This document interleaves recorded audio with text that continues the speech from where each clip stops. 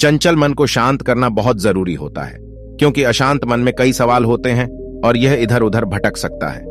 गौतम बुद्ध मन को शांत करने के आयामों के बारे में बताते हैं। हम सभी जानते हैं कि व्यक्ति का मन बहुत चंचल होता है। यही कारण है कि मन अशांत रहता है और कई तरह के सवालों का जन्म भी अशांत मन के कारण ही होता है। यदि आप जीवन में शांति चाहते हैं तो इसके लिए जरूरी है मन को शांत करना। लेकिन मन को शांत कैसे किया जाए? गौतम बुद्ध से जुड़ी इस कहानी के माध्यम से आप जान सकते हैं कि मन को शांत करने का क्या तरीका है। इसमें भगवान गौतम बुद्ध द्वारा मन को शांत करने के आयामों के बारे में बताया गया है। जानते हैं इस कहानी के बारे में, जिससे आपका जीवन बदल जाएगा। एक बार एक लड़का गौतम बुद्ध के पास जाकर कहता है, मेरे जीवन में बहुत अशांति है, कृपा करके आप मेरा मार्गदर्शन कीजिए जिससे कि मैं इस अशांति से छुटकारा पा सकूं। गौतम बुद्ध लड़के से जीवन की अशांति का कारण पूछते हैं।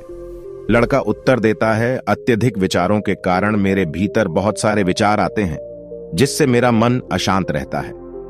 बुद्ध मुस्कुराते हुए कहते हैं, ऊपर आकाश की ओर देखो और बताओ कि तुम्हें सूर्य दिख रहा है। लड़का ऊपर देखता है और कहता है, धूप दिख रहा है। बुद्ध उससे पूछते हैं कि अगर तुम लगातार धूप में खड़े रहोगे तब क्या होगा?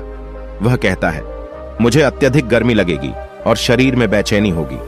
बुद्ध लड़के से कहते हैं कि अगर धूप में खड़े रहने से तुम्हें गर्मी लगती है तो इसमें दोष किसका है, सूर्य के ताप का या तुम्हारा? लड़का कुछ सोचने के बाद कहता है, इसका जवाब आप भी बताइए। बुद्ध कहते हैं, सूर्य का काम है ताप देना और ताप का काम है गर्मी लगना। ऐसे में तो दोष तुम्हारा ही है कि तुम धूप में जाकर खड़े हुए जिससे कि तुम्हें गर्मी लगी। तुम्हें अगर शीतलता चाहिए तो तुम्हें छांव में रहना होगा। ठीक इसी तरह चंचल मन का भी स्वभाव होता है, विचारों और भावनाओं को जागृत करना। विचार क्षण भर के लिए होते हैं, लेकिन विचार से पैदा हुई भावनाएं देर तक टिकी रहती हैं। लेकिन यह तुम्हें निर्णय लेना है कि तुम्हें विचार और भावनाओं के साथ चलना है या अलग दिशा बनानी है। बुद्ध कहते हैं, मन को शांत करने के लिए तन के आयाम पर काम करना सबसे आसान तरीका है। शरीर के स्तर पर हमारी कर्मेंद्रियां और ज्ञानेंद्रियां हैं। कर्मेंद्रियां कर्म और ज्ञानेंद्रियां ज्ञान से जुड़ी होती है। इससे हम अपनी संवेदनशीलता को बढ़ा सकते हैं, यानी हम जो भी काम करें उसे आनंद के साथ करें। मन के आयाम से हटकर तन के आयाम पर जाने से ही तुम्हारा चित्त शांत होगा। ऐसा करने से तुम मन के आयाम से हटकर शरीर के आयाम पर आ जाओगे।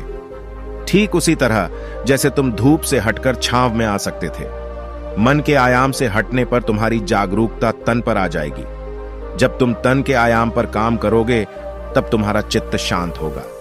इसलिए हर काम को